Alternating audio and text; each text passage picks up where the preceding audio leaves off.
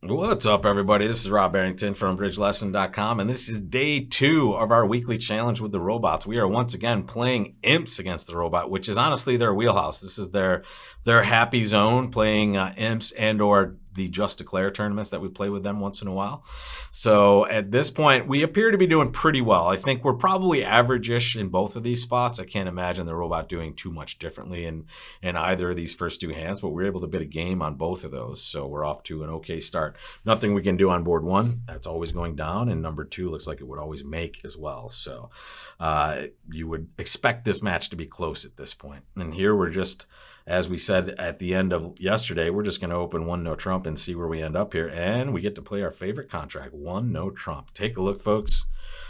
Count your winners, and let's make a plan on this board. This is interesting. Don't panic when you see wide open suits like that spade suit, right? If you're playing 1 no trump, I think a lot of you have you're predisposed to just start panicking when you don't see a clear source of tricks and it's tricky-ish type hand. And here, that's exactly what's happening, right? We're seeing that we have lots of scattered values and potential in only really 1 or 2 suits for extra tricks. There's going to be entry problems on this hand, as we can see, right? We see this north hand as relatively weak, and honestly, when it goes a no trump all pass, this is frequently going to be the case. It's way better than when it goes 2 no trump all pass, right? Because then you know dummy's tabling just a garbage hand. Here, sometimes you might buy a 7 or 8 count, and it's an easy run in 1 no trump. Here, we buy a 4 count. And think of this, guys. We have 19. The opponents have 21 points. Who is supposed to take 7 tricks on this deal? Well, the opponents are. Okay.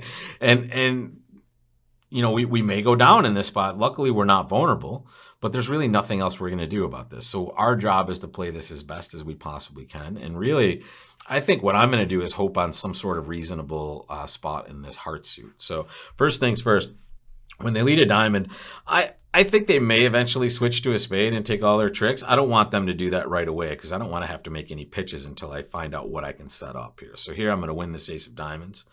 And then I'm going to play ace of hearts, heart to the 10. And here's why. If I want to play clubs, I'm going to have to take a finesse here, and that might lose. And now they just might start taking those spades or set up diamonds and then take spades later. Here, I want to take my heart, or at least try to create an extra heart trick right now so that later on, maybe they lead clubs for me and I get a nice free finesse, or I just get to reserve this club finesse for later. The heart finesse isn't ideal. If the dummy had the 9 of hearts, I might, be predisposed to maybe try to play that 10 from dummy, hope they cover. But here, take a look. How many times do I get to dummy on this hand? Well, without any heart entry, only once. And how many times will I have to finesse hearts to be successful usually when I'm missing 2 honors? Well, that's the double finesse. We have to finesse twice in these spots. So, we're not going to get there twice. So here, ace of hearts is what I'm going to play. And I'm hoping, like we talked about in that, what's going on here? Okay. I'm hoping maybe they crunch an honor together, right? Like we were hoping for on the first one. Or really what my beautiful hope was there is I see an honor just drop on that last play. Unfortunately, we didn't see king, queen tight on this hand. So we're hoping that maybe it crashes. Okay, no. Now maybe, okay. Maybe they do something great for us now. They found their spade suit. Ooh, okay, here. So I'm going to disrupt some communication here. Right? I'm going to pitch that diamond, let them win it. Ooh, nah, that's the winner. We love this, right? They get to solve clubs for us. And we get to now play a heart for a winner. So we're creating that trick there, and they have done a very nice job. They still haven't figured out that they have spade tricks to our right here. So we're going to take our money and run, right? We're going to take 6 tricks, go minus 50 instead of minus like 150 on this hand. And now they're just going to be pitching winners away. They have tons of stuff to take, and we've done quite well here. This is a spot where you should not be upset by going down 1. You're supposed to go down 1 when you don't have the majority of the points on this hand. And let's take a look. It looks like, West just kind of didn't have a bid they wanted to make over 1 no trump. They really have almost the second best hand at the table for sure. And look, they have 21 points between them. They could take 4 spades and a whole bunch of diamonds on this hand. They just didn't actually get all their tricks in, right?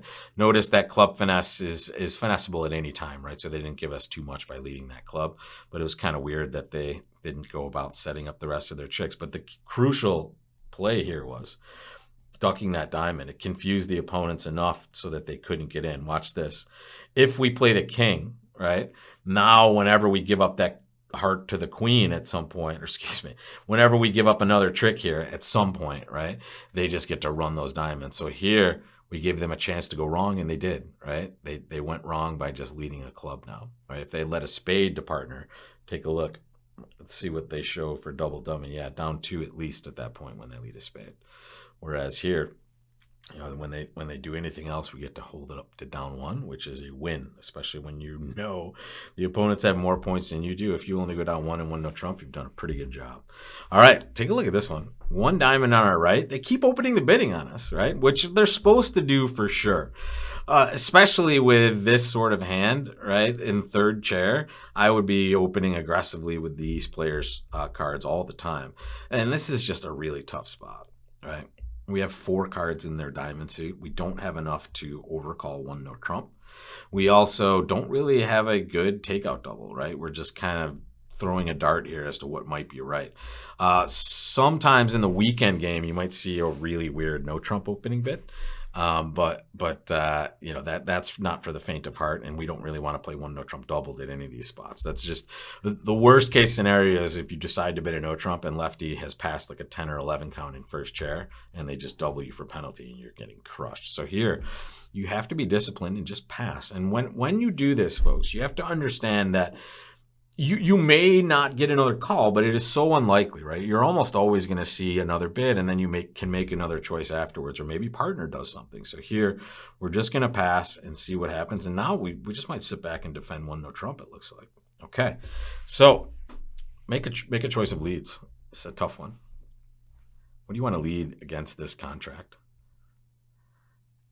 I mean, the diamond would, in a vacuum, if you said, hey, you're defending 1 no trump, what are you going to lead? The diamond would make sense, but right-hand opponent opened 1 diamond.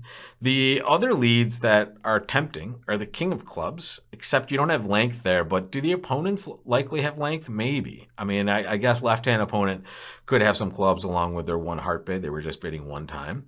The one thing we should realize is that East is unlikely to have 4 spades, right? So maybe a low spade here is our best chance. It's very tough to know with a hand like this what you're supposed to do. One thing you should certainly know is that you have the best hand at the table because this is a best hand tournament. So let's just think about the values. We have 14 here. This player has about 12, let's give them. That's 26. And this player has at least 6, right? So let's just give them their minimum here. That's 20, 32. So partner probably has some values over there. If this player has more like 8 or 9, right? Let's give them 8. And now we have 20, and then we have 34. Partner still has something over there. So the question is, do we want to play the king of clubs, or do we want to play a low spade? I know I'm going to have time on this hand, so I'm going to actually play a low spade. And I'm hoping not to confuse partner terribly by leading a third best spade. And here you can see, whenever they start leading your suit back to you, you know you've made a kind of a rough choice of leads. So at this point, I'm going to duck this one more time here. I don't want to give them the entire spade suit if I can avoid it here.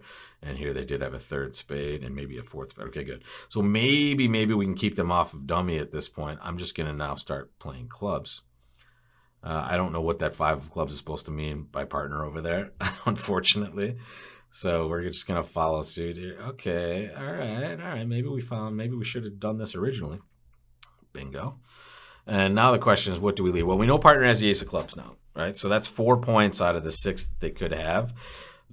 What do we play? Well, it's very tough to know what can be right here. We don't want to give them an entry to dummy to take that spade trick, right? So if partner has no honor in diamonds, right, then we kind of have to lead the ace of diamonds and exit a diamond, or just lead a heart and hope that they don't play their honor, right? Righty did pitch a diamond here, so I'm just going to play ace of diamonds, and I'm just going to follow it with a low diamond, just trying to keep them off dummy. And I might have given them a trick, but it's possible I've kept partner kind of in the mix. Yeah, okay. That's probably a duck that they should make there, but it looks like we're beating this one trick already, so we're going to be okay. And let's hope that Declare just has cards that are useful for us at the end here. Doesn't look like it. Nope, there they go. All right, so the most important thing is we beat it one trick. Let's go back and look at these results, see if we can get at the magical 200 at any point. It didn't look like it from our spot, unless if we lead a spade, or excuse me, if we lead a heart from our side, it looks like it's going to be pretty terrible. So let's take a peek here. Yeah. So the opening lead, obviously a club would have been better from the start, right? A club would be better, but even with the spade lead, we still rate to get it 2 tricks. Let's see where we may have gone wrong. There we go. We made the right duck there for sure. And now it goes spade. We win our ace. And now what do we need to do here? We did correct. Oh, you know what? Partner just needs to overtake our jack of clubs. Clear, right? I think that's what the difference is on this one. There it is. Yeah. Oh no, they did. They were correct. Not sorry. The 6 of clubs is getting dummy. I'm not even paying attention here. So there we go. And now we need to lead a low diamond. See that? It's hard to have that amount of guts, to be honest. I don't want to lead a low diamond just in case the Galera has king queen of diamonds, and now they just get to win and dummy and cash that spade. But honestly, either a heart or a diamond here would be best, right? And partner just has to be up to playing the 9 of hearts if we play a low heart. I suppose if we play the 10, they might hop up with that queen there. Who knows? But either way, we do a little bit better if we just don't cash the ace of diamonds. So that was a little bit of a risk, and a bad risk on my part. We might have gone minus imps on this one. Who knows? We'll find out on Friday. But here, getting it 1 trick is very important. Risking giving them extra tricks. I mean, it wasn't match points. Maybe we should take a little bit of risk there. It wasn't only 1 extra trick. So a little more passive would have done better. And that just shows you guys, usually leading an ace without an honor behind it is bad for business. And it's true on this one for sure. I was hoping to get a little more lucky on that one, but I guess we don't want to be lucky. We'd rather be good. And here, let's see how good we can do with this hand tomorrow. This is where we're starting off. 9 cards in those black suits in 3rd chair. Make your bid, and we'll see what we start off with and where we follow up afterwards tomorrow, which will be Wednesday. All right, guys, I'll see you then. Take care.